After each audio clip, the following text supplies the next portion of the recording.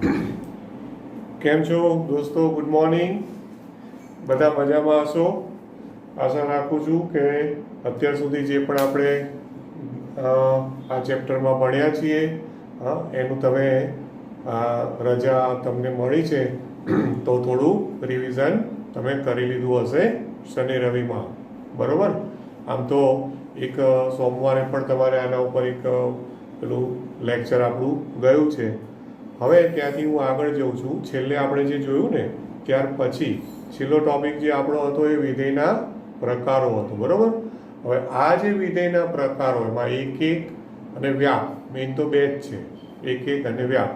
પણ મેં લખ્યું હતું એ પ્રમાણે એક ના હોય તો અનેક એક કહેવાય, એટલે એ પણ એક પ્રકાર તરીકે ગણાય, અને વ્યાપ્ત ના હોય તો અવ્યાપ્ત ગણાય. પણ વ્યાપ્ત નથી અથવા અવ્યાપ્ત છે આવું આપણે બોલીએ, બરોબર છે? અને પછી એ લોકો એક પ્રકાર એવો આપ્યો છે કે એક અને વ્યાપ્ત વિધેય, પણ ખરેખર એ પ્રકાર નથી. જે વિધેય બંને વ્યાખ્યાનું સમાધાન થતું હોય, એકનું પણ અને વ્યાપ્તનું, તો એ વિધેય એક અને વ્યાપ્ત છે, એટલે એના માટે કોઈ નવી વ્યાખ્યા છે નહીં.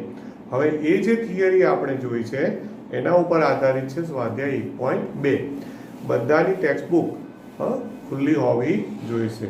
ટેક્સ્ટબુક બધાની ખુલ્લી રાખજો. હવે એ સ્વાધ્યાય 1.2 લઉં ને એ પહેલાં એક હું નોંધ આપું છું. એ નોંધ છે ને એ એમસીક્યુ માટે તમારે કામ લાગશે. હવે એ નોંધ એવી છે કે જો કોઈ પણ વિધેય f from R to R હોય, વિધેય જો f from R to R, okay, R to R ની જ વાત કરું છું, N to N, N to Z, Z to Z માટે નહીં. F from R to R કોઈ વિધેય આપેલું હોય, બરોબર? આ વિધેય f from R to R વિધેય એ સુરેખ વિધેય હોય, ઓકે? એટલે કયા ટર્મ સુરેખ એટલે શું ખબર છે? સુરેખ આપેલું હોય. સુરેખ વિધેય એટલે કે સુરેખ કયા ટાઈપનું હોય યાદ છે ને? સુરેખ હોય તો y is equal to y એટલે fx, y લખો કે fx લખો, તો y is equal to fx is equal to ax plus b. સુરેખ ટાઈપનું હોય એટલે એક ઘાતી, એમાં બે ચલ હોય y અને x, તો y બરાબર ax પ્લસ b લખો અથવા fx બરાબર ax પ્લસ b.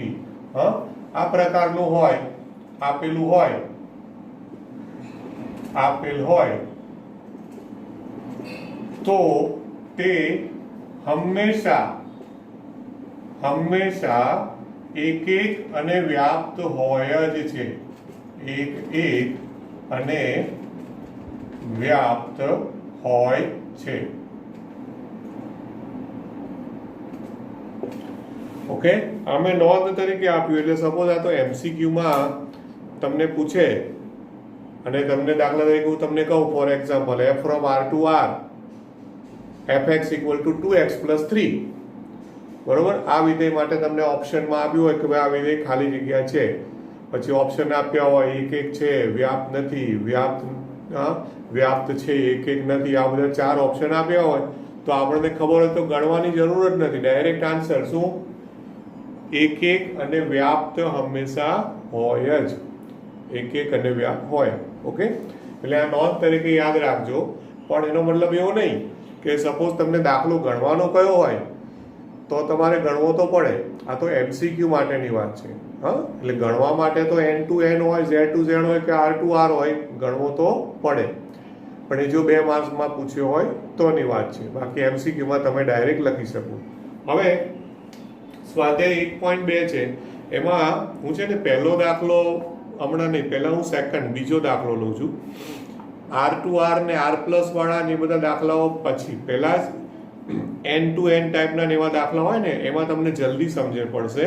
એટલે હું દાખલા નંબર 2 થી સ્ટાર્ટ કરું છું. બીજો દાખલો, ઓકે? બીજો દાખલો છે, નીચે આપેલ વિધેયોમાં એક અથવા વ્યાપ્ત અથવા બંને ગુણધર્મ ધરાવતા વિધેયો છે કે નહીં તે ચકાસો. તો હવે એમાં બીજાનું ફર્સ્ટ બીજાનું ફર્સ્ટ છે f from n to n, f from n to n, fx equal to x square, આવું આપેલું છે. ઓકે, હવે પહેલા એક એક ની ચકાસણી કરો. જો એક એક છે કે નહીં, વ્યાપ્ત છે કે નહીં, એ ચકાસવાની વાત છે. તો પહેલા હું એક એક માટે વાત કરું. હવે એક એક માટેની વ્યાખ્યા યાદ કરો આપણી લાસ્ટ સેશનમાં. તો જો fx1 equal to fx2 implies x1 equal to x2 થાય તો વિધેય એક એક છે. યાદ છે ને? ઓકે, એ પ્રમાણે પ્રદેશમાં કયો ઘટક છે? n છે. તો for all x1 x2 belongs to n. પ્રદેશમાંથી મેં બે ઘટકો લીધા, બે પ્રાકૃતિક સંખ્યાઓ x1 x2 લીધી. ઓકે, હવે fx1 is equal to fx2, fx1 is equal to fx2, તો implies. ઓકે, હવે fx1 એટલે આમાં x ની જગ્યાએ x1 લખવાના, એટલે fx1 એટલે શું થાય? x1 square. fx2 એટલે શું થાય? x2 square. તો x1 square is equal to x2 square, એટલે implies x1 બરાબર x2 લખાય ને? બંને બાજુ શું લીધું? વર્ગમૂળ. કોઈ એવું કહે કે ભાઈ સર વર્ગમૂળ લીધું તો પ્લસ ઓર માઇનસ લીધા નહીં? બાકી આપણે તો વર્ગમૂળ લઈએ એટલે પ્લસ ઓર માઇનસ લો છો ને, પણ મેં કેમ ના લીધા? કારણ કે આમાં બધું બિલોંગ્સ ટુ n છે. વિધેય કેવો આપ્યું છે? ફ્રોમ n ટુ n, એટલે n ટુ n છે, એટલે આમાં માઇનસ લેવાનું નથી, એટલે x1 બરાબર x2 થાય છે. ખ્યાલ? તો જો અહીંયાથી સ્ટાર્ટ કર્યું fx1 બરાબર fx2 અને ઇમ્પ્લાય શું મળ્યું તમને? x1 બરાબર x2 મળ્યું. એનો મતલબ કે એક એક વિધેયની વ્યાખ્યાનું સમાધાન થયું. એટલે તમે શું કહી શકો? માટે વિધેય f બરાબર, વિધેય f એક એક વિધેય છે. એક એક વિધેય છે. એટલે આ એક એક ની વાત પતી ગઈ. હવે આવે વ્યાપ્ત. વ્યાપ્ત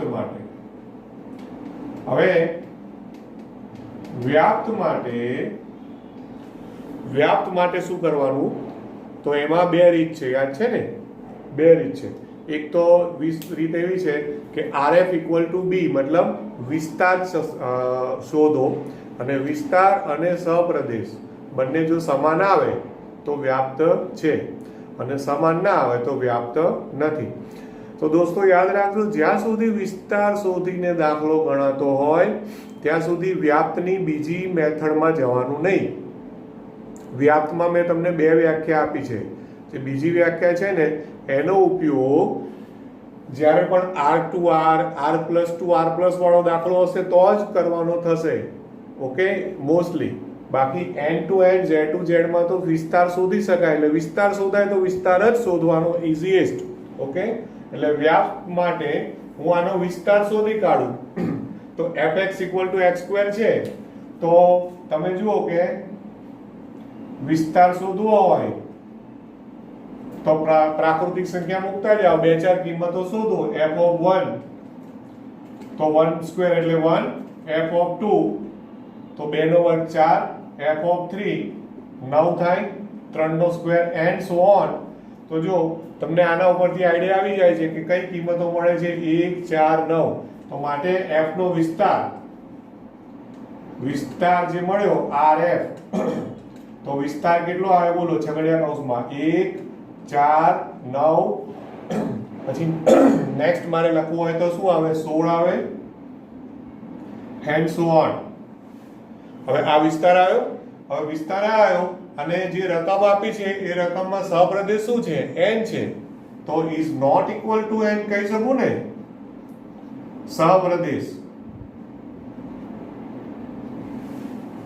કોઈ એવું કે ભાઈ આ તો બધી પ્રાકૃતિક સંખ્યાઓ જ છે, 1, 4, 9, 16.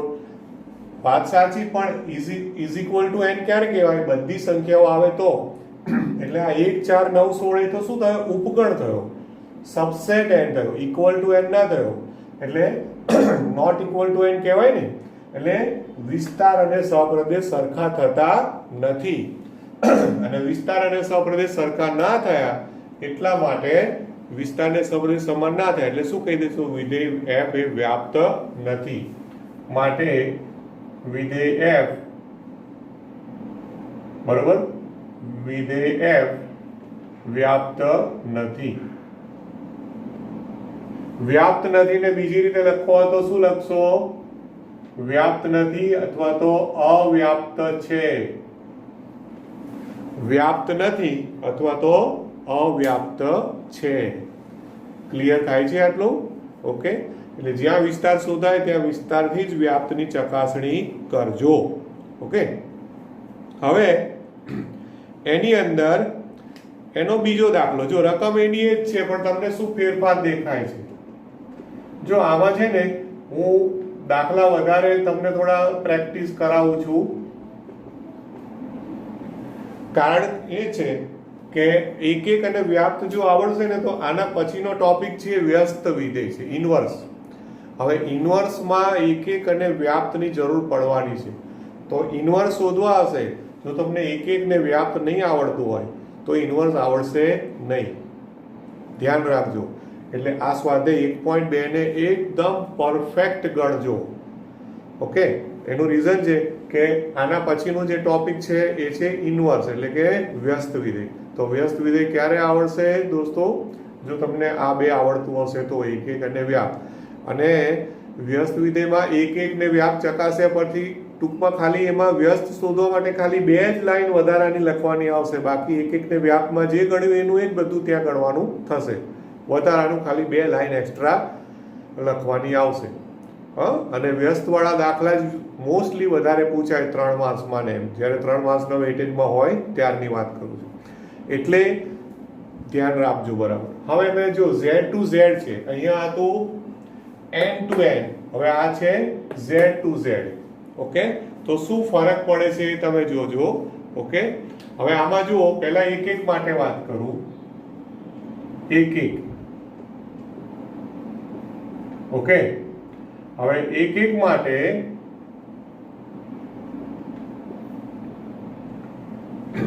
હવે અમુક આપણું ઓબ્ઝર્વેશન તમને કહે કે z એટલે પૂર્ણાંક સંખ્યાઓ. ઓબ્ઝર્વેશનથી હું કહી શકું કે ભાઈ જો હું 1 મૂકું તો 1 નો વર્ગ એટલે 1 આવે, અને -1 મૂકું તો f of -1, તો -1 નો સ્ક્વેર, તો -1 નો સ્ક્વેર પણ 1 જ આવે પાછું. સમજ પડી?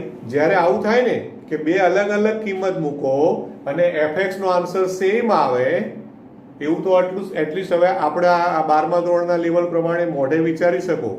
તો પછી એ વખતે તમારે સીધું જે બી ઉદાહરણ હોય ને એ ઉદાહરણ આપી દેવાનું. અહીંયા જે પેલું આ વ્યાપક કર્યું છે ને, આ વ્યાપક, એ વ્યાપક કરવાનું નહીં. આ જે fx1 બરાબર fx2 ઇમ્પ્લાઇઝ x1 બરાબર x2, આ વ્યાપક મોટા ક્યારે તમારો ઉપયોગ કરવાનો? જો એક એક હોય તો, અને જો એક એક ના હોય તો ઉદાહરણ આપી દેવાનું. આમાં મને ક્લિયર દેખાય છે કે એક એક નથી. કેવી રીતે? તો કે ભાઈ જો x બરાબર -1 લઉં તો x બરાબર -1 માટે તમે જુઓ કે f of -1 is equal to -1 નો સ્ક્વેર એટલે +1 થયું. અને x બરાબર 1 લો તો f of 1 એટલે 1 નો સ્ક્વેર, તો એ પણ 1 થયું. તો આમ શું થયું? તો કે ભાઈ -1 is not equal to 1. -1 અને 1 બંને સરખા નથી. તેમ છતાં પરંતુ એના પ્રતિબિંબ સરખા આવ્યા ને, f of -1 is equal to f of 1 થયું. -1 અને 1 બંને સરખા નથી પણ એમના પ્રતિબિંબ સરખા મળ્યા, અને માટે તમે શું કહી શકશો? આ બસ ઉદાહરણ કોઈ બી, હવે કોઈ કે ભાઈ મારે -1 +1 ની બદલે બીજું શું આપી શકશો? -2 ને 2 અપાય ને. -2 લો તો 4 આવે ને, +2 લો તો 4 આવે, -3 લો તો 9 આવે, +3 લો તો 9 આવે. કોઈ પણ ઉદાહરણ આપી દો, ગમે તે, ખાલી એક્ઝામ્પલ આપી દેવાનું. અને માટે તમે કહી શકશો કે વિધેય f એ એક એક નથી. એક એક નથી. એક એક નથી ને બીજી રીતે લખવું હોય અથવા એક્ઝામમાં એમસીક્યુમાં પૂછે તો શું કહેશે? અનેક એક છે. ઓકે, એક એક નથી એટલે શું છે? અનેક એક છે. રાઈટ? એટલે હવે એકચ્યુઅલમાં તમે છે ને એની આકૃતિથી વિચારો ને, આ વેન આકૃતિ, સિમ્પલ આ વેન આકૃતિ, તો અહીંયા ઝેડ ઝેડ, હા, તો જો -1 અને 1 અને બંનેનો સ્ક્વેર કર્યો તો બંનેનો સ્ક્વેર આન્સર કેટલો આવ્યો? 1. આ મેં ખાલી ઉદાહરણ બતાવ્યું. તો સિમ્પલ બહુ ક્લિયર કટ દેખાય છે આકૃતિમાં કે અનેક એકનો મતલબ શું ખબર પડી ને? સંગતતા. અનેક ઘટકો એક જ ઘટક સાથે સંકળાય છે. જો આમાં અનેક એક છે, એક એકમાં કેવું થાય યાદ છે ને? આપણું લાસ્ટ સેશનમાં કેવું હતું? હા, એક એક હોય તો આ રીતના હોય ને, x1 નું y1, x2 નું y2, યાદ છે ને? એક એક, આ શું થયું? અનેક એક. હા, આકૃતિઓ થોડી વિચારશો ને એટલે ફટાફટ મગજમાં બેસશે, કોઈ જ ઇશ્યુ નથી. અને બીજું કે પ્રેક્ટિસ, કોન્ફિડન્સ લાવવાનો છે આ ચેપ્ટરમાં, કોન્ફિડન્સ લાવવાનો છે. હા, નહીં તો પછી આ ચેપ્ટરમાં અમારો અનુભવ એવો કહે છે કે પછી છેલ્લે છોકરાઓ જેટલું થાય એટલું એમ કરીને છોડીને નીકળી જાય. આ ચેપ્ટરમાં પછી ડિટેલમાં નથી જતા. પણ વિધેય એક એવું ચેપ્ટર છે કે ખાલી 12th સ્ટાન્ડર્ડ માટે ઇમ્પોર્ટન્ટ છે એ માટે હું નથી કહેતો. ફંક્શન એક એવો શબ્દ છે, મતલબ કે ગણિતમાં, કે તમે બીએસસી કરશો, એન્જિનિયરિંગ કરશો, આર્કિટેક્ટ, જે પણ ફિલ્ડમાં જાઓ, કોઈ પણ જગ્યાએ ગણિતની સમજૂતી, મેથેમેટિકલ કોઈ પણ વસ્તુ આવશે તો ત્યાં વિધેય શબ્દ આવશે અને આવશે જ. અને વિધેય નહીં ખબર હોય, ઓકે, વિધેયની સમજૂતી જો તમને નહીં ખબર હોય તો ત્યારે તમને ખરેખર પ્રોબ્લેમ આવશે. ત્યારે ખબર પડશે કે આ સર સાચું કહેતા હતા. ઓકે, ધ્યાન રાખજો. એટલે જો એક એક નથી એવું ખબર પડી. હવે વ્યાપ્તની વાત કરો. વ્યાપ્ત, તો વ્યાપ્ત માટે, ઓકે, તો વ્યાપ્ત માટે તમે જુઓ કે અલગ અલગ કિંમતો લેતા જાઓ. ઝેડ છે, ઝેડ. હવે ઝેડ છે એટલે તમે જુઓ કે હું પહેલા 0 લઉં. 0 લઉં તો 0 નો વર્ગ એટલે 0. પછી -1 લો તો 1, 1 લો તો પણ 1, પછી -2 લો તો 4, બરોબર છે. પછી 2 લો તો પણ 4. આવી થોડી 4-5 કિંમતો બતાવો. હવે Z ટુ Z છે એટલે આના ઉપરથી તમને અંદાજ આવી જશે કે બોલો શું આવે છે વિસ્તારમાં. તો કે ભાઈ એનો વિસ્તાર જુઓ તો એક આમાં વધારાનો શું આવ્યો તમને ખ્યાલ આવ્યો ને? એક 0 આવ્યો, 1, 4, આ રીતની કિંમતો આવી. અહીંયા શું હતું? 1, 4, 9, 16 હતું. આમાં એક વધારાનું 0 આવ્યું. બાકી તો સ્ક્વેર છે, સ્ક્વેર છે એટલે માઇનસ નો પણ સ્ક્વેર તો પ્લસ જ થવાનો છે. એટલે માટે વિસ્તાર તો વિસ્તાર RF તો 0, 1, 4, 9 એન્ડ સો ઓન. તો આ પણ ફરી પાછું નોટ ઇક્વલ ટુ Z, કે Z નો ઉપગણ છે, Z નથી એટલે કે સહપ્રદેશ, બરોબર ને? એટલે ફરી પાછું શું થયું? વિસ્તાર અને સહપ્રદેશ સમાન નથી. અને વિસ્તાર અને સહપ્રદેશ સમાન નથી માટે વિધેય F શું લખશો? વિધેય F વ્યાપ્ત નથી. વ્યાપ્ત નથી, અથવા બીજી ભાષામાં શું લખશે? અવ્યાપ્ત છે. અવ્યાપ્ત છે. તો બોલો આ રીતના ખ્યાલ આવે છે ને આ દાખલાઓમાં, રાઈટ? હજુ આમાંથી જ, આ દાખલા નંબર 2 માંથી જ હજુ હું વધારે તમને દાખલા ગણાવું છું.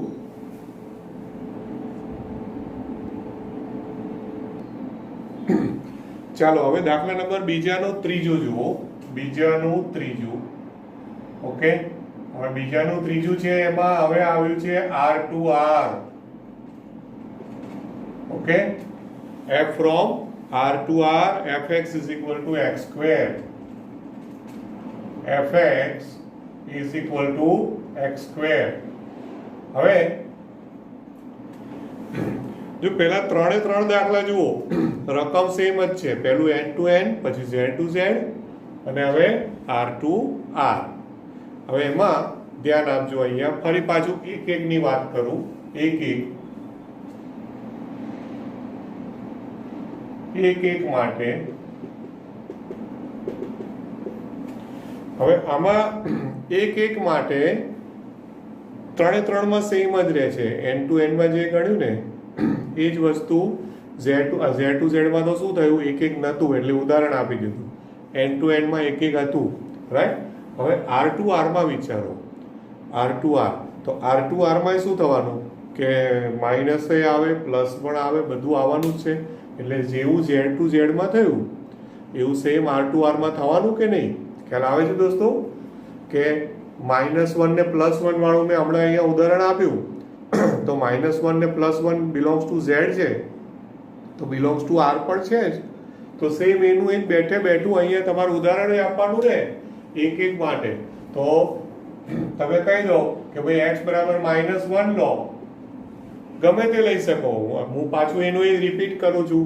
તમને એવું થાય કે ભાઈ હું બીજું લઉં, ચલો -2 લો, તો -2 લઉં તો fx શું થશે? બરોબર, હા 4 થશે ને, -2 નો સ્ક્વેર એટલે 4 આવશે. ઓકે, અને x બરાબર +2 લો તો એ વખતે fx બરાબર 2 નો વર્ગ એટલે કેટલો આવશે? એ પણ 4 આવશે. ઓકે, તો જો કે તમને એવું થાય કે મારે -1 +1 લેવું છે, જે હમણાં ગણ્યું હતું એનું એ જ, નો પ્રોબ્લેમ. એટલે આમાં પણ ફરી પાછું શું થયું, આમ તમે જુઓ કે -2 અને 2 બંને સરખા નથી, પણ એમના પ્રતિબિંબ સરખા આવ્યા. એટલે કે f of -2 is equal to f of 2. Okay, એટલે અહીંયા x ની બદલે એવું હોય ને તો -2 લખો એટલે તમને ખ્યાલ આવે. -2 અહીંયા શું લખશો? +2. એટલે જો f of -2 બરાબર f of 2 થયા. તો સેમ પેલામાં z to z વાળું એનું એ જ બેઠું. મેં ખાલી -1 ની બદલે -2 લીધા છે તમને અલગ પાડવા માટે, બાકી કંઈ ફરક પડતો નથી. હા, માટે વિધેય f શું કહેશો? તો કે ભાઈ f એ કેવું વિધેય છે? એક નથી અથવા તો અનેક વિધેય છે. હા, અનેક છે અથવા એક નથી. બરાબર ને? ક્લિયર? હવે વ્યાપ્ત માટે વાત કરું તો વ્યાપ્ત માટે, હા હવે જો વ્યાપ્ત વિધેય માટે શું કરશો? હવે ઇમ્પોર્ટન્ટ વસ્તુ કે વ્યાપ્ત વિધેય આવ્યું તો આમાં તમે r to r છે ને, એટલે મારે વિચારવું પડે કે કોઈ વિસ્તાર શોધવું તો ફાવશે, પણ આમાં મને વાંધો નહીં આવે. એનું એક રીઝન છે. વિસ્તાર કેમ શોધી શકાય? કારણ કે x² છે અને x² એટલે કે વર્ગ, x નો વર્ગ. તો આપણે એટલું તો જાણીએ છીએ કે x નો વર્ગ હંમેશા કેવી કિંમત આવે? ધન આવે ને, greater than or equal to 0. 0 આવી શકે અથવા તો ધન, માઇનસમાં તો આવે જ નહીં. તો તમે એટલું કહી શકો કે અહીં તમે જુઓ કે fx = x² છે, fx બરાબર x² છે. તો કોઈ પણ લો તમે, for all x belongs to r, ગમે તે વાસ્તવિક સંખ્યા લો તો જો fx નું મૂલ્ય છે એ greater than or equal to 0 જ થાય કે નહીં? fx = x² greater than or equal to 0 જ થાય, કોઈ પણ કિંમત લો. એટલે આમાં મારે કંઈ ઉદાહરણ આપીને બતાવવાની જરૂર નથી કે ભાઈ ઋણ લો ને ધન લો ને. આટલું ખબર જ છે કે 0 મૂકો તો 0 આવે, માઇનસ મૂકો તો પણ પ્લસ આવે, પ્લસ મૂકો તો પણ પ્લસ આવે. એટલે કે હંમેશા કિંમતો કેવી આવશે? 0 અથવા 0 થી વધારે. ઓકે, તો એનો મતલબ શું થયો કે માટે આનો વિસ્તાર rf, તો વિસ્તારમાં કઈ કિંમતો આવી કહેવાય? fx નું મૂલ્ય જે આવ્યું ને એનો વિસ્તાર કહેવાય. તો fx નું મૂલ્ય કેવું આવે છે? 0 અથવા 0 કરતા વધારે આવ્યું કે નહીં? તો તો એને 0 થી વધારે શું લખાય? આ રીતે લખી શકો 0 to infinite. કયો અંતરાલ લખ્યો કહેવાય આપણે? આ ક્લોઝડ ઓપન. 0 ને ગણવાનું છે. ક્લોઝ ઓપન અથવા ગુજરાતીમાં બોલો તો સંવૃત વિવૃત અંતરાલ 0 to ઇન્ફિનિટી લખાય કે નહીં? અથવા આ જ વસ્તુને બીજી રીતે લખવું હોય તો એને બીજી રીતે લખવું હોય તો આ બધી જ r પ્લસ એટલે બધી જ ધન વાસ્તવિક સંખ્યાઓ અને યોગ 0 r પ્લસ યોગ 0. એનું કારણ છે કે r પ્લસ કરો ને તો r પ્લસ માં 0 નથી આવતું, બધી ધન વાસ્તવિક સંખ્યાઓ આવે. તો r પ્લસ યોગ 0 કરી દેવાનું. એટલે r પ્લસ યોગ 0 કરો એટલે એ જ વસ્તુ આ ઉપર બંનેમાંથી કોઈ પણ રીતે તમે લખી શકો. તો આ થયો વિસ્તાર. હવે વિસ્તારને કોની જોડે સરખાવવાનું? સહપ્રદેશ જોડે. તો રકમમાં સહપ્રદેશ તો r આપ્યો છે. સહપ્રદેશ શું છે? r છે. તો is not equal to r તમે કહી શકો. Is not equal to r એટલે કે સહપ્રદેશ, રાઈટ? તો આમાં પણ શું થયું? વિસ્તાર અને સહપ્રદેશ સમાન નથી. અને વિસ્તાર અને સહપ્રદેશ સમાન નથી એનો મતલબ તમે શું કહેશો હવે? માટે વિધેય f એ કેવું છે? વ્યાપ્ત નથી. વ્યાપ્ત નથી અથવા તો અવ્યાપ્ત છે. ક્લિયર થાય છે આટલું? Okay, right. તો જો આમાં મેં તમને 3 દાખલા ગણ્યા, n to n, z to z, r to r. હવે આ બધામાં એક ફાયદો એ થયો છે કે વ્યાપ્ત વાળું જે હતું ને એ વ્યાપ્તમાં આપણે વિસ્તાર શોધી શક્યા. અને વિસ્તાર શોધી શક્યા એટલે પ્રમાણમાં દાખલો થોડો સરળ થઈ જાય. એક વાળું છે ને એ લગભગ બધાને આવડી જાય છે. એકમાં બહુ ઇસ્યુ નથી આવતો. પ્રોબ્લેમ આવે છે વ્યાપ્ત ચેક કરવામાં આવે છે. અને વ્યાપ્ત ચેક કરવાની બે રીત છે. એમાં જો વિસ્તાર શોધાય ને તો પાછો પ્રોબ્લેમ નહીં, પણ વિસ્તાર ના શોધાય અને પેલી બીજી વ્યાખ્યા છે જે એનો હજુ મેં ઉપયોગ કર્યો નથી અત્યારે, એનો જો ઉપયોગ કરવાનો આવે ને ત્યારે પ્રોબ્લેમ થશે. ત્યારે જ એને પણ એ સમજણ બરાબર પડી હશે આપણે ગયા વખતના સેશનમાં સોમવાર વાળું, તો જ તમને ખબર પડશે કે શું કહેવા માંગે છે. હવે હું પહેલો દાખલો લઉં છું. બીજો દાખલો ગણ્યો ને, હવે દાખલા નંબર 1 લઉં છું. હવે એની રકમ એવી છે f from r plus to r plus. આખી રકમ બોર્ડ પર નથી લખતો હું. f from r plus to r plus.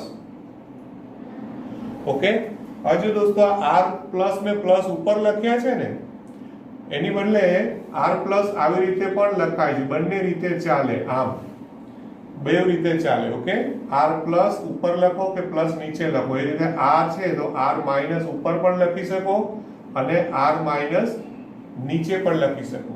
પણ વધારે મારી દ્રષ્ટિએ સારું છે એટલે હું આનો યુઝ કરું છું.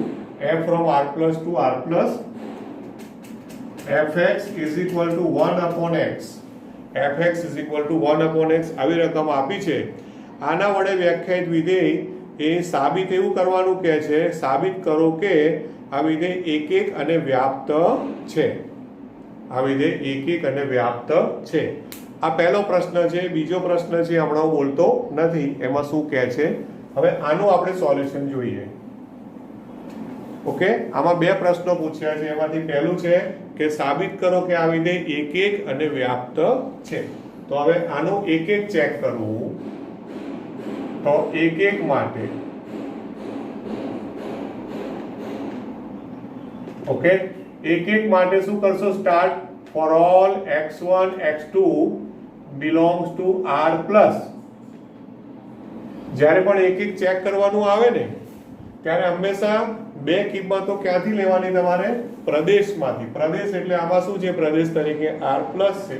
તો for all x1 x2 belongs to r plus અને એની એકની વ્યાખ્યાનો ઉપયોગ કરો તો એની વ્યાખ્યા પ્રમાણે શું થશે? fx1 is equal to fx2 implies 1 upon x1 is equal to 1/x2 આવું લખાય, કારણ કે fx બરાબર 1/x છે, તો fx1 is equal to fx2 is equal implies 1/x1 equal to 1/x2 લખાય. બંને બાજુ વ્યસ્ત લઈ લો, બંને બાજુ વ્યસ્ત લઈ લો એટલે કે implies x1 is equal to x2 થયું ને. એનો મતલબ કે એક એકની વ્યાખ્યા જે છે એક એકની વ્યાખ્યાનું પાલન થયું. માટે વિધેય f બરોબર, માટે વિધેય f એક વિધેય છે બરોબર, આવું સાબિત થઈ ગયું. વિધેય f એ કેવું છે, એક વિધેય છે તેવું સાબિત થયું. ક્લિયર? હવે આવ્યું છે વ્યાપ્ત. ધ્યાન આપજો, આમાં જે વ્યાપ્તમાં કઈ રીતનો ઉપયોગ થાય છે એ તમે જોજો. હવે વ્યાપ્ત માટે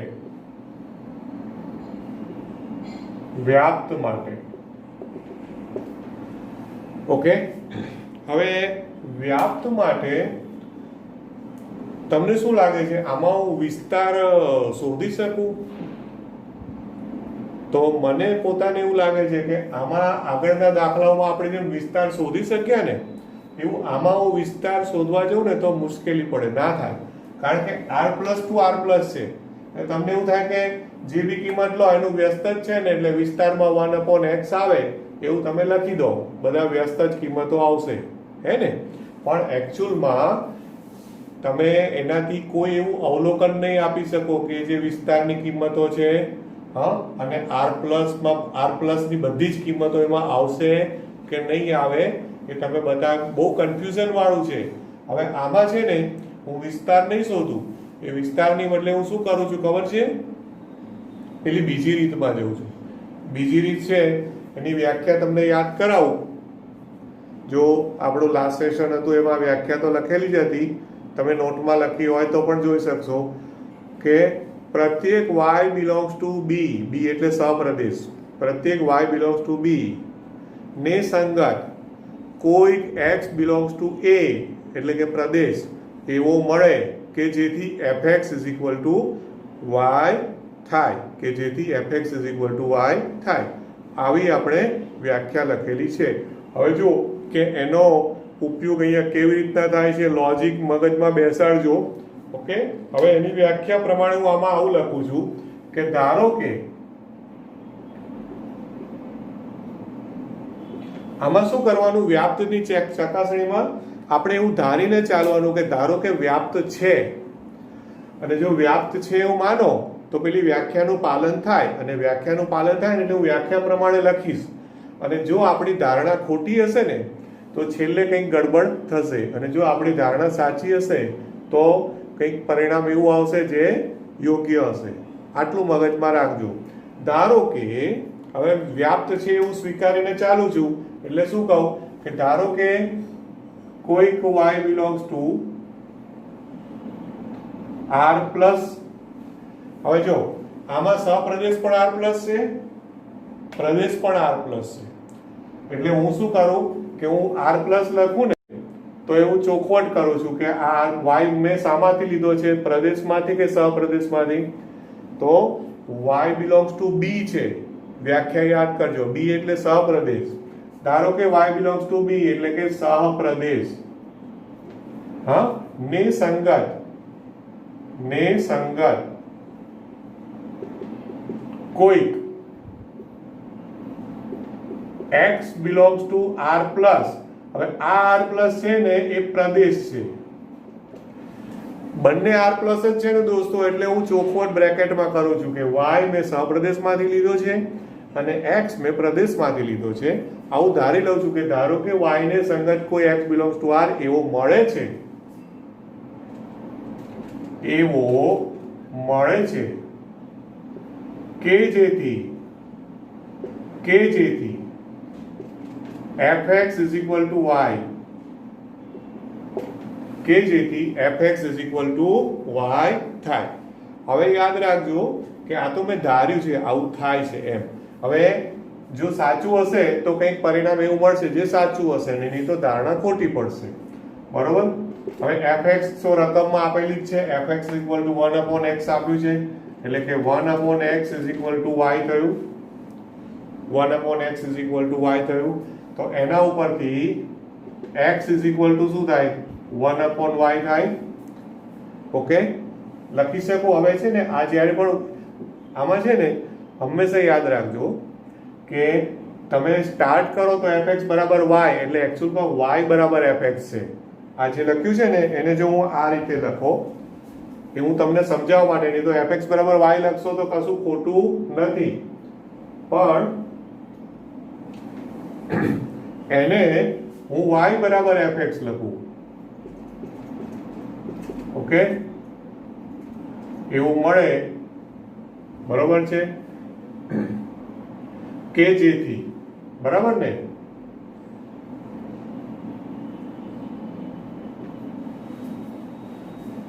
y બરાબર fx લખ્યું મેં.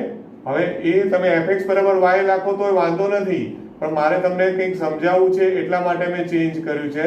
હા, હવે y બરાબર fx લખ્યું એટલે મેં અહીંયા y ને કરતા બનાવ્યો. હવે આમાંથી છે ને y માંથી x ને કરતા બનાવ્યો. y માંથી મેં શું કર્યું? x ને કરતા બનાવ્યો. તો જે x ની કિંમત મળી ને એ x ની કિંમત આપણી ધારણા પ્રમાણે x belongs to r plus હોવી જોઈએ. r પ્લસ એટલે ધન વાસ્તવિક સંખ્યાઓ. r પ્લસ એટલે ધન વાસ્તવિક સંખ્યાઓ. તો y belongs to r plus હોય તો 1/y કરો તો એ પણ r પ્લસ માં રહેવાનું જ છે ને. 1/y બિલોંગ્સ ટુ પણ r પ્લસ થાય. એનો મતલબ કે આ x જે છે એ બિલોંગ્સ ટુ r પ્લસ થાય જ. ખબર પડે છે ને? જો તમારે આપણું જે ધાર્યું છે ને એ ખોટું હોત ને તો આ જે x મળ્યો ને, x ની જે પણ x ને કરતા બનાવતા જે પણ કિંમત આવી હોય ને y ના સ્વરૂપમાં એ પ્રદેશમાં ના આવે, પણ અહીંયા 1/y કર્યું તો એ બિલોંગ્સ ટુ r પ્લસ, એટલે કે પ્રદેશમાં મળે છે. આ r પ્લસ એટલે શું છે? પ્રદેશ છે. તો આવું મળ્યું. બરોબર છે. એટલે થયું શું કે આપણી જે ધારણા હતી એ ધારણા શું થઈ? સાચી પડી ગઈ ને, કે ભાઈ તમને x મળી ગયો. પહેલા એવું ધારી લીધું કે ધારો કે y માટે x મળે છે જેથી fx બરાબર y થાય, એટલે કે y બરાબર fx થાય એવું ધારી લીધું. ઓકે, એટલે y ને કરતા બનાવીને આપણે દાખલાની શરૂઆત કરવાની, અને y ને કરતા બનાવીને પછી તમારે શું કરવાનું? x ને કરતા બનાવી દેવાનું. x ને કરતા બનાવતા જે x ની મૂલ્ય જે પણ y ના સ્વરૂપમાં મૂલ્ય મળે ને દોસ્તો, યાદ રાખજો, x ને કરતા બનાવતા x નું મૂલ્ય જે y ના સ્વરૂપમાં મળે એ પ્રદેશમાં હોવું જોઈએ. પ્રદેશમાં એટલે કે આમાં પ્રદેશ શું છે? r પ્લસ છે. તો એમાં x ની કિંમત મળી, માટે આવું મળ્યું. એટલે માટે તમે શું કહી શકો હવે કે for all y belongs to r, આપણી ધારણા સાચી થઈ, એટલે કે fx બરાબર y સાચું પડ્યું ને આપણું. Okay, f of x. હવે છે ને એક સ્ટેપ હજુ હું એક વધારે લખું છું, જે જનરલી પેલા તમને ડાયજેસ્ટમાં કે BSAમાં કે એમાં નહીં લખેલું હોય, પણ f of x. તો x ની આ કિંમત મળી, એ x ની કિંમત અહીંયા હું મૂકું તો શું થાય? f of 1/y થાય ને. અને 1/y એટલે એકચ્યુઅલમાં જે રકમ છે એ રકમ છે 1/x. fx બરાબર 1/x. મેં એમાં x ના સ્થાને 1/y મૂક્યા, એટલે એકચ્યુઅલમાં શું થાય? 1/1/y. ખ્યાલ આવે છે દોસ્તો? x ની જગ્યાએ 1/y મૂક્યા એટલે 1/1/y, એટલે એકચ્યુઅલમાં શું થઈ ગયું? છેદનો છેદ અંશમાં જાય, એટલે fx બરાબર y થયું કે નહીં? રાઈટ. તો આ જે મેં લખ્યું છે ને એ તમને કદાચ BSAમાં કે કુમારમાં કે એમાં કે આ સ્ટેપ દેખાશે નહીં. એ લોકોએ આવું કર્યું હશે કે fx x મળ્યો ને પ્રદેશમાં મળ્યો, અને માટે તો એ લોકો કહી દેશે કે માટે આપેલું વિધેય એ વ્યાપ્ત છે, કારણ કે જે x ની કિંમત મળી એ પ્રદેશમાં મળવી જોઈએ. યાદ રાખજો, y ની કિંમત સપ્રદેશમાંથી લેવાની સ્ટાર્ટિંગ, અને એને સંગત x બિલોંગ્સ ટુ પ્રદેશ ધારી લેવાનો કે એવો મળે છે કે જેથી y બરાબર fx થાય. આ આપણે ધાર્યું છે, એ ધારેલું છે, એટલે એનો ઉપયોગ કરી અને તમે y માંથી y ને કરતા બનાવેલો છે એમાંથી x ને કરતા બનાવો, અને જો x નું મૂલ્ય પ્રદેશમાં મળે તો આપણી ધારણા સાચી છે, તો વ્યાપ્ત છે. સિમ્પલ. આટલું મગજમાં એક વાર ની, બે વાર ની, 5 વાર બોલીને બેસાડજો. ઓકે, અને માટે વિધેય f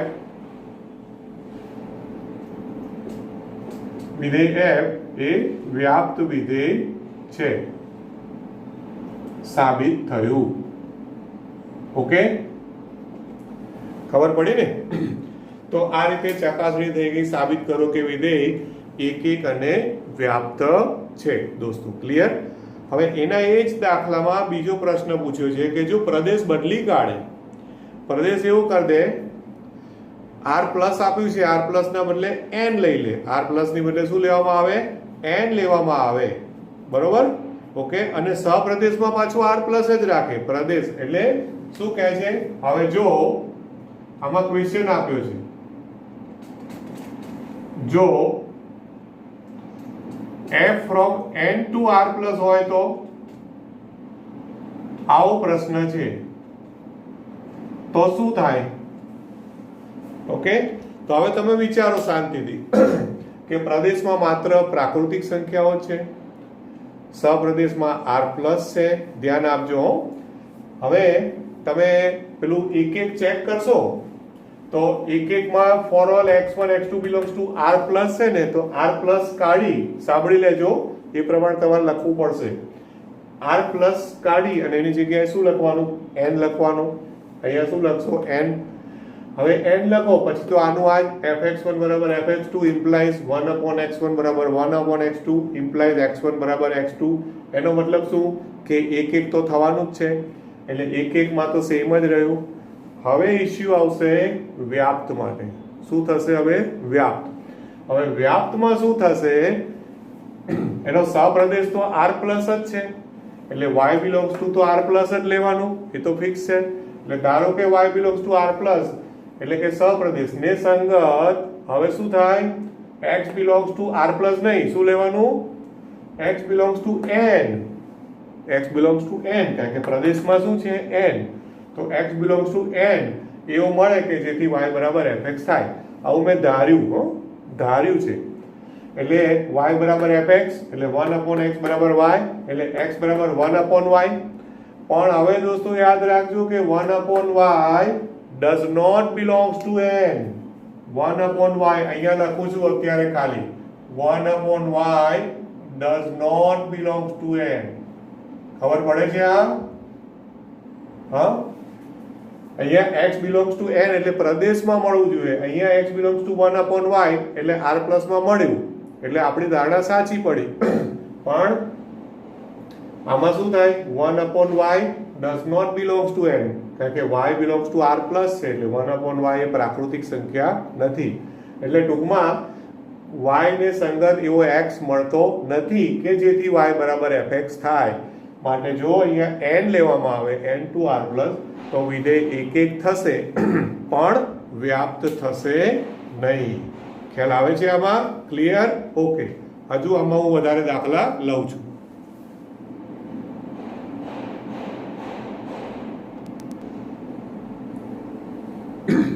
ચાલો હવે ત્રીજો દાખલો જોજો.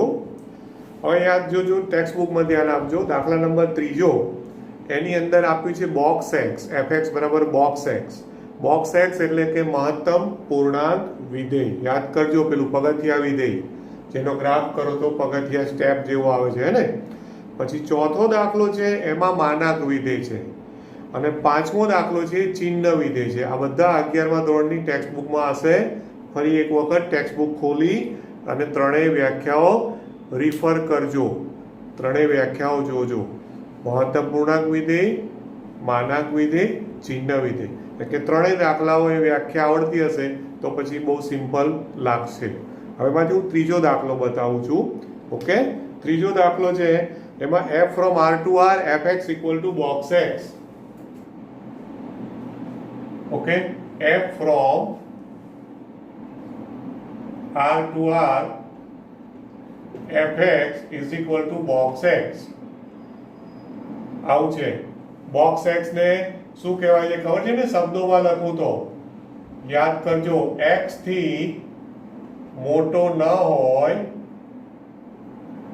તેવો મોટામાં મોટો પૂર્ણાંક. અમે થોડું સિમ્પલ ભાષામાં લખ્યું છે, મોટામાં મોટો પૂર્ણાંક. ઓકે, x થી મોટો ન હોય તેવો મોટામાં મોટો પૂર્ણાંક, મોટો એટલે x થી અધિક ન હોય તેવો અધિકતમ પૂર્ણાંક, આવું પણ બોલે છે, x થી અધિક ન હોય તેવો અધિકતમ પૂર્ણાંક. ઓકે, હવે તમને યાદ કરાવો 11માં મેં કરાવ્યું હતું ત્યારે કે સંખ્યા રેખા ઉપર છે ને, સંખ્યા રેખા પર તમારે જે પણ હોય અહીંયા યાદ કરાવો. દાખલા તરીકે 2.9, તો 2.9 નો આન્સર 2 આવે એટલે શું કરવાનું? સંખ્યા રેખા ઉપર અહીંયા જે પણ હોય ને 2.9 એની લેફ્ટ સાઈડ ખસવાનું. કઈ બાજુ જવાનું? ડાબી બાજુ. અને ડાબી બાજુ જતા જે પહેલો પૂર્ણાંક આવે એ જવાબ. એટલે 2.9 હોય તો 2 આવે, પછી 2.1 હોય તો પણ 2 આવે, 2.01 હોય તો પણ 2 આવે, અને માની લો કે 1.99 હોય તો 1 થઈ જાય. કે એવું પેલું ફિઝિક્સ કેમેસ્ટ્રી પ્રેક્ટિકલ જેવું નહીં કે 2 ની નજીક છે એટલે 2, આ યાદ કરી લેજો. 1.99 એટલે 1. પછી દાખલા તરીકે માઇનસ હોય, -2.7, તો સંખ્યા રેખા પર -2.7 ની ડાબી બાજુ જવાનું. એટલે -2.7 ની ડાબી બાજુ જાવ તો પહેલો પૂર્ણાંક કયો આવે ખબર છે? -3. કયો આવે? આ ગડબડ થશે. માઇનસમાં આપણે પેલી ટેવ પ્રમાણે આનો -2 લખી કાઢશો, -3 આવે. એટલે માની લો કે -0.5 હોય તો એનો આન્સર -1 આવે. એટલે -0.5 ની ડાબી બાજુ પહેલો પૂર્ણાંક કયો? આ -1. તો આ મેં યાદ કરાવ્યું 11મું ધોરણ. હવે અહીંયા આવી જઈએ પાછા. હવે એમણે ચેક કરવાનું શું કહે છે કે એક પણ નથી અને વ્યાપ્ત પણ નથી. તો હવે આમ તો મેં અહીંયા ઓલરેડી ઉદાહરણ આપી દીધું, જો આ રહ્યું એક નથી, બધાનો આન્સર 2 2 2 આવ્યો કે નહીં? સિમ્પલ. હા, હવે એક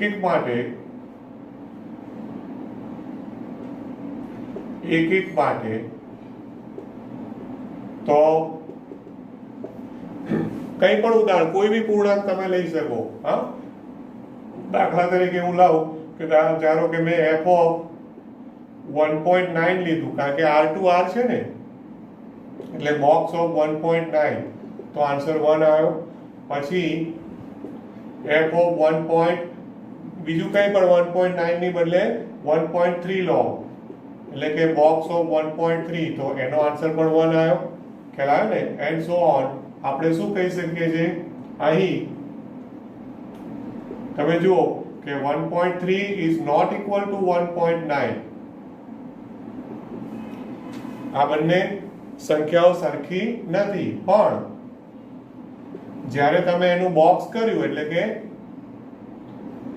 f of 1.3 is equal to f of 1.9, આ એના પ્રતિબિંબ છે ને. હવે 1.9 નું બોક્સ લખ્યું એટલે શું કર્યું? f of 1.9 અને f of 1.3, તો એ બંને સરખા, પ્રતિબિંબ સરખા. એનો મતલબ કે માટે f વિધેય કેવું છે?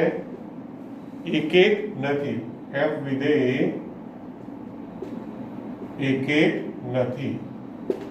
સિમ્પલ. હવે વ્યાપ્તની વાત કરો.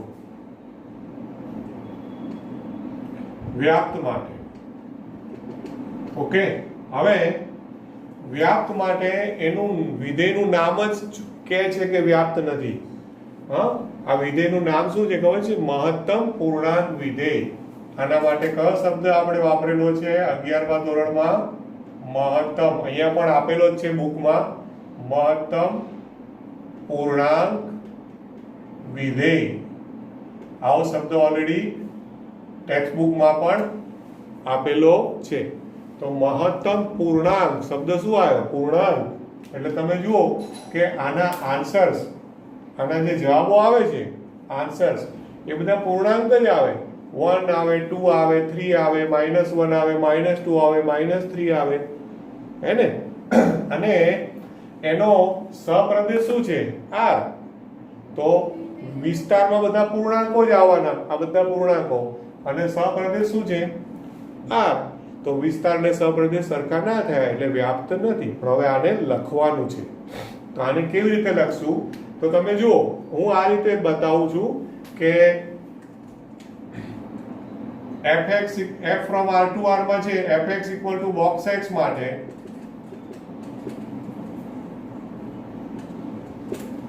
હવે ધ્યાન આપજો કઈ રીતે લખું છું. જો થોડાક તમને લગભગ તો આઈડિયા આવશે. ધારો કે x ની કિંમત 0 ને 1 ની વચ્ચે છે, પણ 0 ને ગણ્યું મેં, તો બોક્સ x નો આન્સર કેટલો આવશે? કયો આવે આન્સર? 0 આવે કે નહીં? ખ્યાલ આવે છે? પછી માની લો કે 1 અને 2 ની વચ્ચે છે, 1 અને 2 ની વચ્ચે છે, તો બોક્સ x નો આન્સર કેટલો આવશે? 1 આવશે. પછી માની લો કે 2 અને 3 ની વચ્ચે છે, તો બોક્સ x નો આન્સર કેટલો આવશે? 2 આવશે. પછી હજુ આપણે માઇનસમાં આવી જાવ, -1 less than or equal to x less than 0, તો બોક્સ x નો આન્સર કેટલો આવશે? -1 આવશે. And so on. સમજ પડે છે ને? મેં થોડી 2-4 પેલા અંતરાલોમાં બતાવ્યું કે બધા અંતરાલોની અંદરની કિંમતો હશે તો બોક્સ x નો આન્સર બધા પૂર્ણાંકો આવશે. ક્લિયર થાય છે? તો એના ઉપરથી શું તારણ છે આપણું વિસ્તાર માટેનું? વિસ્તાર માટે તારણ શું આવ્યું? હા, આપણે અવલોકનથી કહી શકાય કે શું કહી શકાય કે વિસ્તાર RF ઇઝ ઇક્વલ ટુ, તો વિસ્તારમાં કઈ કિંમતો આવશે? બધી પૂર્ણાંક. જો -1 પછી -2 બધા જ તમામ, એટલે એક્ચ્યુઅલમાં શું થવાનું ખબર છે? વિસ્તારમાં બધું જ આવશે, 0 પ્લસ ઓર -1 પ્લસ ઓર -2, આ બધી કિંમતો આવશે. મેં આ રીતે લખ્યું છે, તમામ પૂર્ણાંકો આવશે. એટલે અથવા તો એને બીજી રીતે લખવું હોય તો શું આવશે? z. શું આવશે? z. તો વિસ્તાર આવ્યો z અને રકમ છે એમાં સહપ્રદેશ શું છે? r is not equal to r. z is not equal to r. સહપ્રદેશ એટલે કે વિસ્તાર અને સહપ્રદેશ સરખા નથી અને માટે વિધેય f વ્યાપ્ત પણ નથી.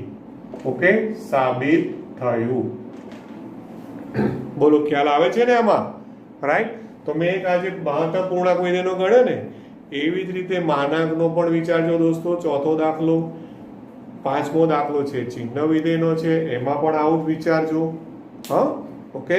વ્યાખ્યાઓ 11મા ધોરણની ટેક્સ્ટ બુક પસ્તીમાં નહીં આપી હોય એવું માનું છું.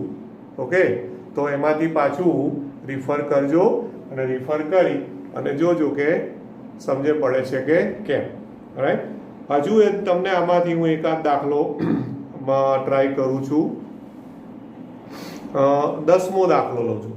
10મો, હા, દાખલા નંબર 10. 10મો દાખલો છે. હવે એમાં f from a to b, એમાં a અને b આપેલા છે. જો a બરાબર શું આપ્યું છે? r-3 અને b બરાબર આપ્યું છે r-1. ઓકે, અને f from a to b, વિધેય f from a to b, fx equal to x minus 2 upon x minus 3 આવી રકમ છે. હવે પ્રશ્ન એવો કર્યો છે આમાં કે વિધેય f એક અને વ્યાપ્ત છે, આવો ક્વેશ્ચન માર્ક છે. વિધેય f એક અને તમારા જવાબની યથાર્થતા ચકાસો. એનો મતલબ શું કે ચેક કરો કે એક છે કે નહીં, વ્યાપ્ત છે કે નહીં. ઓકે, હવે એક માટે જુઓ. એક માટે હવે એક માટે પહેલા f from a to b છે ને, એટલે for all x1 x2 belongs to a પ્રદેશમાંથી. a એટલે યાદ રાખજો r minus set of 3 છે, એટલે બધી વાસ્તવિક સંખ્યાઓ 3 સિવાયની, અને સહપ્રદેશમાં r minus શું છે? set of 1 છે. અહીંયા શું છે? આ 1 છે. ઓકે, એટલે સહપ્રદેશમાં એક સિવાયની કિંમતો છે, એટલે આ ધ્યાનમાં રાખવાનું. પ્રદેશ સહપ્રદેશ. તો for all x1 x2 belongs to a, fx1 equal to fx2 કરો, fx1 is equal to fx2, એટલે કે x1 માઇનસ 2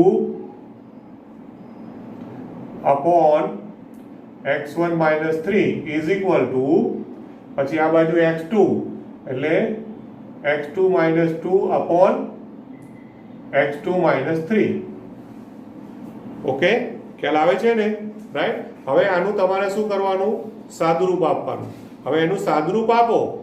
હા, એનું સાદુરૂપ આપો તો જો x1 બરાબર x2 આવે, હા, જો x1 બરાબર x2 આવી જાય તો શું કહેશો તમે? કે એક એક છે. અને જો x1 not equal two x2 એટલે કે x1 ને x2 સરખા ના આવે તો તમે શું કહેશો? એક એક નથી.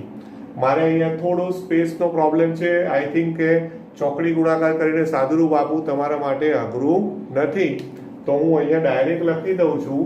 હા, ઇમ્પ્લાઇઝ આમાં તમે ચોકડી ગુણાકાર કરીને સાદુરૂપ આપશો ને તો x1 બરાબર x2 આવશે. હા, આને તમે જાતે ગણી લેશો, બે ત્રણ સ્ટેપ જે પણ હોય એ. અને fx1 બરાબર x2 પરથી જો x1 બરાબર x2 મળી જાય તો એનો મતલબ શું થઈ ગયો? કે વિધેય f કેવું વિધેય છે? એક એક વિધેય છે. ઓકે, એટલે મેં એક એક ની ગણતરી બતાવી નથી. હવે વ્યાપ્ત માટે. ઓકે, હવે વ્યાપ્ત માટે દોસ્તો આમાં ફરી પાછું a to b છે, પણ બંને r વાળા જ છે. હવે આમાં તમે જુઓ ને તો આગળના જે રીતે આ બધામાં વિસ્તારો તમે અનુમાન કરી શકે ને, જેવું આપણે પ્રિડિક્શન કરી શકે, આમાંથી અનુમાન થઈ શકે કે જો આવી કિંમતો જ આવશે. હવે એવું આ x-2 અપોન x-3 માંથી તમને કોઈ અનુમાન બાંધી શકશો નહીં કે કઈ કિંમતો આવશે. અહીંયા જે મેં આપણું લિસ્ટ બનાવ્યું ને, અહીંયા ડોટ ડોટ ડોટ કર્યા, એનો મતલબ શું છે? યાદીની રીતે લખ્યું કે તમને ખબર છે કે નેક્સ્ટ કઈ કિંમતો છે. 3 પછી 4 છે, 4 પછી 5 છે.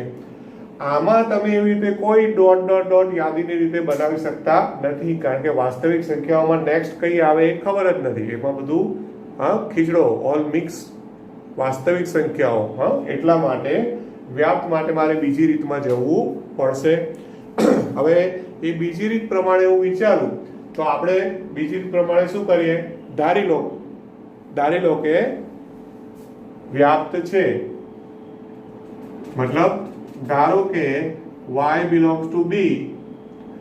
હવે જો આમાં b એટલે સપ્રદેશ છે, એટલે મારે બ્રેકેટમાં સપ્રદેશ લખવાની જરૂર નથી, કારણ કે a to b તો b સપ્રદેશ છે અને a પ્રદેશ છે. a અને b શું છે એ પણ રકમમાં છે, એટલે y belongs to b ને સંગત આપણને કોઈ x belongs to a, okay, એવો મળે કે જેથી y બરાબર fx થાય. આવું મેં ધારી લીધું. યાદ રાખજો, આપણું ધારણા છે. હવે ધારણા સાચી હશે ને તો હમણાં મેં એક દાખલો ગણ્યો કે જે રીતે આમાં y ને કરતા બનાવેલો છે, એમાંથી આપણે x ને કરતા બનાવીને જોવાનું કે ભાઈ x belongs to a ખરેખર સાચું x belongs to a મળે છે કે કેમ. હવે આ y બરાબર fx ને લો, માટે y is equal to fx. fx એટલે આપણી રકમ, તો રકમ છે x-2 અપોન x-3. ઓકે, હવે આમાંથી કોને કરતા બનાવવાનો છે? તમારે x ને. તો પહેલા હું ચોકડી ગુણાકાર કરી દઉં, તો આ x-3 અહીંયા જ હશે, એટલે શું થશે? આ xy minus 3y is equal to x-2 થશે. હવે આપણે કોને કરતા બનાવવાનો છે? યાદ રાખો, y ને કરતા બનાવીને સ્ટાર્ટ કર્યું, આમાંથી કોને કરતા બનાવવાનો છે? x ને. તો x વાળા પદોને ભેગા કરો, બાકીના બધાને સામે લઈ જાઓ. એટલે આ x વાળું પદ છે એને હું આમ લાવી દઉં, તો એ પદ આમ આવે, એટલે xy minus x is equal to 3y minus 2. સમજ પડે છે? xy minus x is equal to 3y minus 2. હવે આમાંથી x કાઢો સામાન્ય, તો x સામાન્ય કાઢું તો y minus 1 is equal to 3y minus 2. હવે x ને કરતા બનાવો તો શું થશે? 3y minus 2 upon y minus 1. હવે તમે જુઓ આ belongs to a થશે કેમ? હવે તમને ખ્યાલ આવશે કે રકમમાં a બરાબર r minus 3 અને b બરાબર r minus 1 એવું આપણને આપેલું હતું. એટલે y ની કિંમત y belongs to b છે, રાઈટ દોસ્તો? ધ્યાનથી જોજો, y belongs to b છે અને b બરાબર શું છે? r minus set of 1. એનો એડવાન્ટેજ તમને અહીંયા મળ્યો. y ની કિંમત એક સિવાય છે, એક નથી, અને એક નથી એટલે આમાં છેદ y minus 1 વ્યાખ્યાયિત થયો, 0 ના થયો, રાઈટ? સમજ પડે છે ને? હવે આના લીધે જો દાખલો બનાવતી વખતે કેટલું વિચાર્યું હોય કે x ની કિંમત belongs to a મળે એના માટે y બરાબર 1 હોવું જોઈએ નહીં, એટલે એ લોકોએ રકમમાં એ રીતે આપ્યું છે અને એના માટે x વ્યાખ્યાયિત થઈ ગયો અને માટે આવું મળ્યું કે જેથી આમ તમે કહી શકો કે fx બરાબર y થાય છે. બરોબર છે? આ સત્ય છે. અથવા તો શું કહેશો કે આપણી ધારણા સાચી છે કે એવો x મળ્યો અને માટે વિધેય f બરોબર છે, f વિધેય એ વ્યાપ્ત વિધેય છે. ઓકે, સાબિત થયું. અહીંયા સાબિત થયું નથી પણ એ લોકોએ ચકાસવાનું કહ્યું હતું એટલે આપણે ચકાસણી થઈ ગઈ કે એક પણ છે અને વ્યાપ્ત પણ છે, રાઈટ? તો જો આમાં બહુ બધા દાખલાઓ છે અલગ અલગ. થોડુંક તમારી પાસે જે પણ ડાયજેસ્ટ હોય એને પણ હેલ્પ લેજો તો લગભગ વાંધો નહીં આવે. આ સ્વાધ્યાય જો પ્રોપરલી કરશો તો આના પછીનું વ્યસ્ત અને એમાં તમને પ્રોબ્લેમ આવશે નહીં. આટલું તમને ચોક્કસ કહી રાખું. હા, અને જતા જતા છેલ્લે એટલું ખાસ કહું છું દોસ્તો, બધા તબિયત સાચવજો. આ મહિનો અને આના પછીના ઓગસ્ટ એ ખરેખર બહુ ડેન્જરસ છે. ઓકે, આપણી સ્કૂલમાં પણ હું તમને કહું, મનોજ સરને તમે લોકો ઓળખો છો. મનોજ સર, એમના મધર અને એમનો નાનો સન ત્રણેય અત્યારે બીમાર છે, પોઝિટિવ આવ્યા છે. ઓકે, મનોજ સર ઓલરેડી હોસ્પિટલમાં છે, એમનો સન, એમના મમ્મી પણ હોસ્પિટલમાં છે, એમનો સન ઘરે છે. આ બધું ખાલી એટલા માટે કહું છું કે તમે લોકો તમારી તબિયત સાચવજો. સહેજ પણ ઢીલાસથી કે ઓવર કોન્ફિડન્સથી કામ ના લેતા મિત્રો. ઓકે, સ્વાધ્યાય 1.2 તમારા માટે હોમવર્કમાં રહેશે. Thank you.